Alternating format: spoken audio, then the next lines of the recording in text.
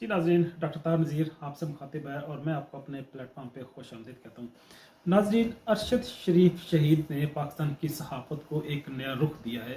पाकिस्तान के अंदर एक नया मजाज और एक नया तरीक़ेकार डेवलप किया है।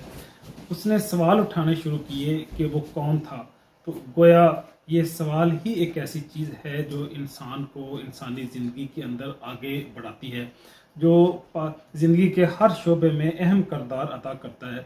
तो जब हम सवालात उठाते हैं तो सवालात उठाते हुए हम अपने एकेडमिक की दुनिया में, रिसर्च की दुनिया में और अदालती कार्रवाई में हर जगह पे सवालात ही करते हुए हम अपनी बात को, अपने बयानिए को और अपने मौक़िफ़ और अपने फ़िक्र और नज़रिए को आगे की तरफ लेके चलते हैं। तो गोया अरशद शरीफ ने सवाल उठा के सहाफ़त के अंदर एक नया रुख मुतय्यन कर दिया, एक नया तरीक़ेकार, नया प्रोटोकॉल डिज़ाइन कर दिया। हम उसी प्रोटोकॉल को अडॉप्ट करते हुए उसी के ईजाद किए हुए तरीक़ेकार के मुताबिक अपनी बात को आगे बढ़ाने की कोशिश करेंगे। हम अगर तारीख़ के झरोखे में भी देखें, हम अगर माजी के गुमनाम किरदारों में भी देखें, तो हम देखते हैं कि जब आप सवाल उठाते हैं तो इन सवालात की गुत्थियों में कई सारे जवाबात ऐसे आते हैं कि जिससे हमें रोशनी मिलती है।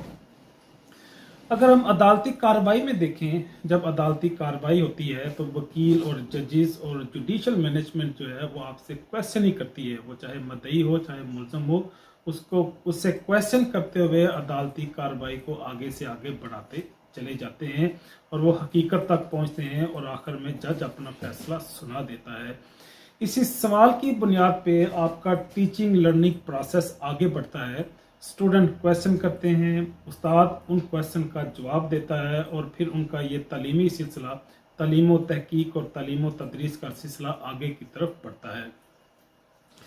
यूँ ही सिलसिला हम देखते हैं कि ऐवान में होता है, हुकूमत में होता है, पार्लियामेंट में होता है कि हुकूमत की मशीनरी से, गवर्नमेंट की एस्टेब्लिशमेंट से, मिनिस्ट्री से क्वेश्चन होते हैं जिनको उन्होंने रिप्लाई करना होता है और इसी क्वेश्चन की बुनियाद पे फिर हुकूमतें फ़ैसला करती हैं, कौमें फ़ैसला करती हैं और फ़ैसला करते हुए अपने सारे कारोबार ज़िंदगी को आगे लेके चलते हैं।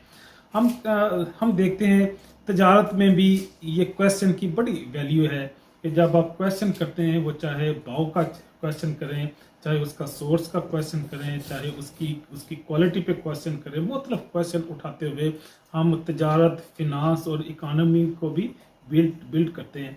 तो गोया अरशद शरीफ भाई ने एक फितरी अंदाज में सहाफ़ती जो ट्रेंड एस्टेब्लिश किया है, उसी के मुताबिक, उसी स्टाइल और पैटर्न से हम अपनी बात को आज आगे बढ़ाएंगे। मैं मुताला पाकिस्तान के स्टूडेंट की हैसियत से या हिस्ट्री के एक स्टूडेंट की हैसियत से क्वेश्चन करने की जसारत करूँगा। क्वेश्चन किसे करूँगा? मैं एस्टेब्लिशमेंट से करूँगा, मैं गवर्नमेंट के अदारों से करूँगा, मैं मुकन्ना से करूँगा, जुडिशरी से करूँगा, ऐवान इक़्तिदार में बैठे हुए लोगों से करूँगा। वो क्वेश्चन करते हुए मैं आगे बात को आगे बढ़ाने की कोशिश करूँगा।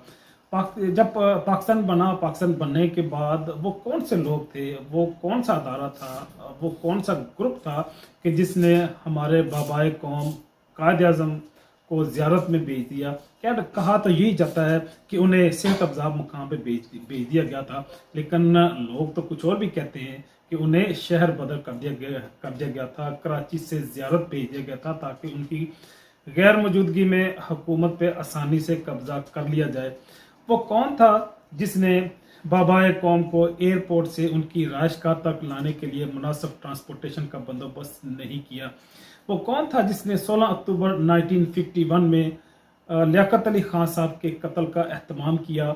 और वो कौन था जिसने लियाकत अली खान की तफ्तीश और अदालती कार्रवाई में हर्डल की और इस कार्रवाई को आगे बढ़ने नहीं दिया?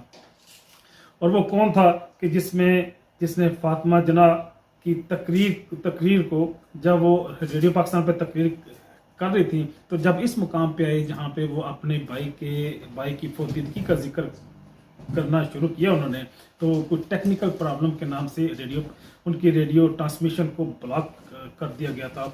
तो वो कौन था जिसने फातिमा जना जो हमारी मादर मिलत हैं उन पर तहरीरी और तकरीरी पाबंदी आयद किए रखी एक अरसा दराज तक? तो नाज़रीन, वो कौन था जिसने फातिमा जना को सियासी और हुकूमती सतह पे बदनाम किया, सरकारी सतह पे उन्हें नाकाम करने की कोशिश की। वो कौन था जिसने शेख मुजीबर रहमान को गद्दार बनाया? हालांकि वो तो पाकिस्तान की सियासत का एक चमकता सितारा था। उसने तो 300 की सीटों में से तकरीबन 160 सीटें ली थी, 88 सीटें पीपल पार्टी ने ली थी। तो वो कौन था जिसने अक्सरियत लेने के बावजूद शेख मुजीबर रहमान की पार्टी को इक़्तिदार नहीं सौंपा, और पीपल पार्टी को जिसने 88 सीटें ली थी, मिनॉरिटी में सीटें लेने के बावजूद उन्हें मुल्क को तोड़ना तो गवारा हो गया, लेकिन उन्हें शेख मुजीबर रहमान को इक़्तिदार मुंतकिल करना वो गवारा नहीं हुआ, हालांकि उनका जमहूरी और कानूनी हक था। तो जब हम इन्हीं क्वेश्चन के सिलसिले को आगे बढ़ाएं तो हम तो पूछेंगे कि वो कौन था कि जिसने बांग्लादेश के अंदर फौजी ताकत इस्तेमाल करने का फैसला किया था? वो कौन था जिसने सियासी मामलात को ताकत और बंदूक के जोर पे हल करने की कोशिश की थी? वो कौन था जिसने पाकिस्तान को दो लख्त किया? ये कौम और ये पाकिस्तानी लोग तो आपसे सवाल करेंगे, आपको तो जवाब देने पड़ेंगे। अगर हमें तारीख इन सवालात का जवाब देती तो शायद आज कश्मीर भी आज़ाद हो चुका था, पाकिस्तान में हर तरफ खुशहाली होती। अगर मलेशिया और चाइना और यूरोपियन कंट्री तरक्की कर सकते हैं तो पाकिस्तान भला क्यों नहीं तरक्की कर सकता? हम क्यों नहीं तरक्की कर सके? क्योंकि हमें आज तक इन क्वेश्चन का जवाब नहीं मिला। अगर हमें तारीख ये जवाब दे देती तो शायद हमें कोई साइफर भी ना भेजता, शायद पाकिस्तान के अंदर रजीम भी चेंज ना होता।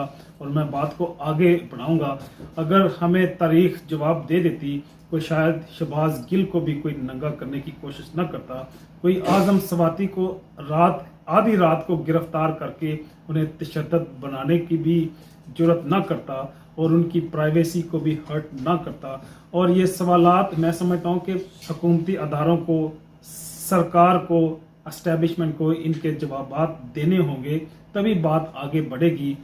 अरशद शरीफ शहीद ने ये जो ट्रेंड एस्टेब्लिश किया है, ये जो नया मजाज दिया है, कौम को एक नई जिंदगी दी है, आज़ादी की जो तहरीक पैदा की है, वो अब तहरीक ख़त्म नहीं होगी।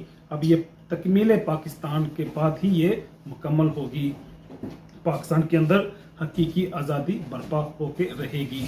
इसी पैगाम के साथ डॉक्टर ताहा नज़ीर आपसे इजाज़त चाहता है। मिलते हैं ज़िंदगी के किसी नए मोड़ में, नए उन्वान के साथ। तब तक के लिए अल्लाह हाफिज़।